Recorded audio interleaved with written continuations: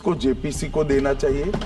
इस पर विस्तृत चर्चा सभी स्तर पर होनी चाहिए। लोकसभा में चर्चित वन नेशन वन इलेक्शन विधेयक पेश कर दिया गया और इस देश में एक चुनाव एक विधायक का जहां सत्ता में शामिल दल समर्थन कर रहे हैं, तो वहीं इंडिया गठबंधन में शामिल विपक्षी पार्टियां इसके विरोध में।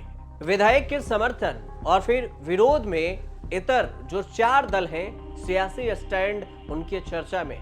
उन 4 दलों के क्या क्या नाम है, क्या कुछ स्टैंड है, आपको वीडियो में विस्तार से बताते हैं। इसकी वजह है दलों का सियासी रुख। मसलन जगन मोहन रेड्डी की पार्टी वाईएसआर आंध्र प्रदेश में विपक्ष की भूमिका में बावजूद इसके उसने समर्थन किया, लेकिन उसने बिल का समर्थन करने का फैसला किया। और इसी तरह से उत्तर प्रदेश से मायावती हैं जो बीजेपी के विरोध में चुनाव लड़ती रही हैं, लेकिन उनकी पार्टी ने वन नेशन वन इलेक्शन का समर्थन किया है।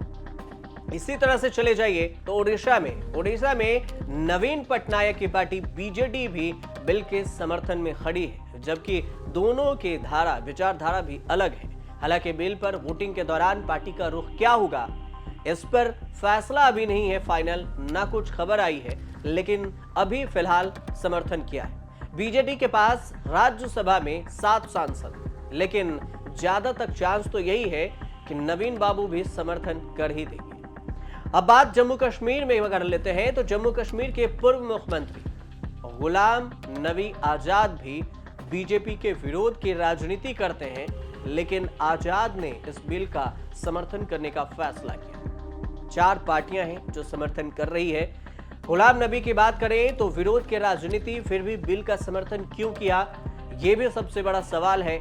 वहीं पर वाईएसआर ने क्यों किया समर्थन, यह भी एक बहुत बड़ा सवाल है। जगन मोहन रेड्डी की अगर बात करें तो जगन मोहन रेड्डी की पार्टी वाईएसआर, कांग्रेस भी वन नेशन वन इलेक्शन के समर्थन में है। पार्टी इस विधेयक को पहले ही जो राष्ट्र हित में बता चुकी है। अब ऐसा भी हो सकता है कि वो जाएंगे, जगन मोहन के पास ऑप्शन भी तो नहीं है कि वो विपक्ष में जाए या सत्ता पक्ष में। वाईएसआर आंध्र प्रदेश की सियासत में एक्टिव है और अभी एनडीए के विरोध में राजनीति कर रही है, लेकिन ऑप्शन कुछ बचा नहीं तो एनडीए के सपोर्ट में खड़ी हो गई। आंध्र प्रदेश में बीजेपी, टीडीपी और जनसेना पार्टी सरकार में है। ऐसे में सवाल उठ रहा है कि आखिर जगन मोहन रेड्डी की पार्टी इसके समर्थन में क्यों है? क्या वो एनडीए के साथ आने की कोई गुंजाइश ढूंढ रही है? दरअसल आंध्र प्रदेश में पहले से ही लोकसभा के साथ विधानसभा के चुनाव हो रहे हैं और वाईएसआर आंध्र प्रदेश में अगर बात करें तो सियासत करती रही और विरोध करके भी कोई ज्यादा फायदा वाईएसआर को नहीं मिला। और विरोध का फायदा नहीं मिला तो जगन मोहन के पास ऑप्शन भी नहीं बचा। जगन मोहन रेड्डी के सामने पार्टी बचाने की चुनौती भी है और आंध्र प्रदेश में हार के बाद वाईएसआर के 2 सांसद पहले ही पार्टी छोड़ चुके हैं। हो सकता है कि एक वजह यह भी है कि वाईएसआर के जगन मोहन समर्थन कर रहे हैं। अब ओडिशा की बात कर लेते हैं। नवीन बाबू के सामने सांसद बचाने की चुनौती है। One nation one election bill पर 3 महीने पहले नवीन पटनायक ने अपना बयान दिया था। पटनायक ने उस वक्त सभी बिल पर स्टडी करने की बात कही थी। कहा था उन्होंने कि जब तक हम इसे समझेंगे नहीं, इस पर कुछ भी रोक अपना बयान नहीं कर सकते। इसके बाद पटनायक ने इस बिल पर चुप्पी साध ली और पार्टी के राज्यसभा सांसद सस्मिता पात्रा ने का कहना हुआ कि अभी हमने इस पर फाइनल फैसला नहीं किया।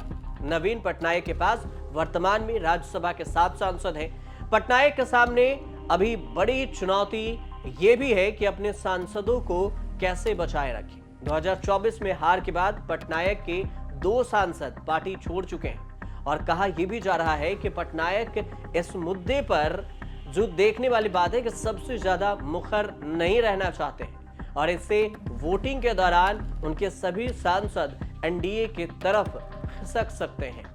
ऐसे भी बात हो रही है, लेकिन फाइनल क्या होगा ये पता नहीं। ओडिशा के सियासी गलियारों में हाल ही में जो चर्चा है वो ये है कि पटनायक की पार्टी के 7 सांसदों की बीजेपी में जाने की भी खबर चल रही है कि जा सकते हैं। हालांकि इन सांसदों ने प्रेस कॉन्फ्रेंस की खुद ही और दावे को खारिज कर दिया और उन्होंने कहा कि ऐसी कोई बात नहीं है। ओडिशा में लोकसभा के साथ ही विधानसभा के भी चुनाव होते हैं और इस बार भी कुछ ऐसा ही हुआ। नवीन पटनायक ने ही इसके पहल की थी और ऐसे में पटनायक खुलकर इसका विरोध भी नहीं कर सकते हैं। एक तरह से उनके लिए मजबूरी भी है कि वो समर्थन के सिवाय और कुछ कर भी क्या सकते हैं। हो सकता है कि ये वजह हो और इसी वजह से one nation one election bill pay समर्थन के लिए तैयार है। मायावती के समर्थन देने की वजह भी समझ लीजिए कि क्या हो सकती है। पार्टी मायावती की पार्टी बीएसपी उत्तर प्रदेश, मध्य प्रदेश, राजस्थान और पंजाब के सियासत में एक्टिव है। मायावती के पार्टी को, बीएसपी को अगर देखें तो सभी राज्यों में बीजेपी विरोध में ही चुनाव लड़ती रही हैं और बीजेपी के खिलाफ ही खड़ी रही हैं और इसके बावजूद मायावती ने वन नेशन वन इलेक्शन का समर्थन कर दिया है। मायावती ने बयान जारी किया और कहा कि यह बिल लोगों के हित में है, मजलूमों के हित में है, गरीबों के हित में। मायावती का यह भी कहना है कि बिल के आने से चुनाव का खर्चा कम होगा और देश को फायदा होगा और यह बीएसपी चाहती है, इसी वजह से हम इसका सपोर्ट करते हैं। मायावती ने 3 बड़ी वजह बिल के समर्थन पर दी। सबसे पहला वजह उन्होंने ये कहा कि चंदा, ये बताया उन्होंने कि उनकी पार्टी को उद्योगपतियों से चंदा नहीं मिलता है, जिसकी वजह से अलग अलग चुनाव लड़ने में मुश्किलें होती हैं और एक साथ चुनाव होगा तो ऐसा कुछ परेशानी भी उन्हें नहीं आई। मायावती ने समर्थन पत्र जारी करते हुए कहा कि चुनाव एक साथ होने से पार्टी पर बोझ कम होगा। बिल के समर्थन की दूसरी वजह क्रेडिट की लड़ाई भी है।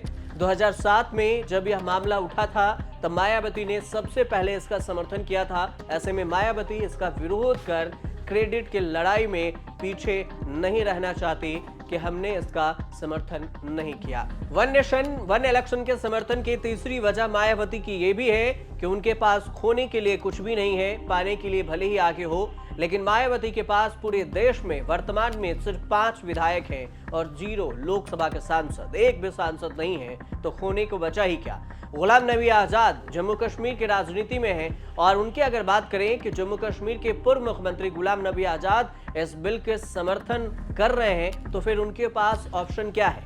ऑप्शन कुछ भी नहीं, लेकिन आजाद की राजनीति बीजेपी विरोधी जरूर रही है, लेकिन वर्तमान में आजाद के पास कोई सांसद नहीं है। हो सकता है विधानसभा में भी ज्यादा कुछ नहीं कर पाए वो, लेकिन इसके बावजूद उनका समर्थन सरकार के लिए राहत की बात जरूर हो सकती है। दरअसल आजाद की गिनती देश के सियासत में मुसलमानों के बड़े चेहरे के रूप में होती रही। आजाद वन नेशन वन इलेक्शन को लेकर बनाई गई कोविंद कमेटी के भी सदस्य रहे और इसी वजह से हो सकता है कि वो कमेटी के सदस्य होने के बावजूद वन नेशन वन इलेक्शन का विरोध कैसे कर सकते हैं, और अगर करेंगे भी तो उनके पास कोई दूसरा ऑप्शन भी तो नहीं है कि जाए तो जाए कहां। हो सकता है यही वजह है कि ये 4 विपक्षी पार्टियां, मायावती की बीएसपी, आजाद के पार्टी और इधर देख ले तो वाईएसआरसीपी, इन सब के एक ही वजह है कि इनके पास कोई ऑप्शन नहीं और विरोध में खड़े होकर भी करेंगे तो फिर करेंगे क्या। बीजेडी का भी हाल कुछ ऐसा ही है। अब देखना दिलचस्प ये होगा कि ये जो बिल है वन नेशन वन इलेक्शन, सरकार इसे कहा जेपीसी के पास कब तक भेजती है, कब इस पर फार्मूला लागू होता है, लागू होने में कितने समय लगेंगे, इसके पीछे पेचीदा मामला है और इसमें की तैयारी के लिए भी काफी समय लग सकता है। फिलहाल बिल पास की बात हो रही है और बिल पास को लेकर समर्थन में कौन कौन वोट करेंगे ये भी देखने वाले दिलचस्प बात होगी। फिलहाल आप देखते रहिए न्यूज़ तक।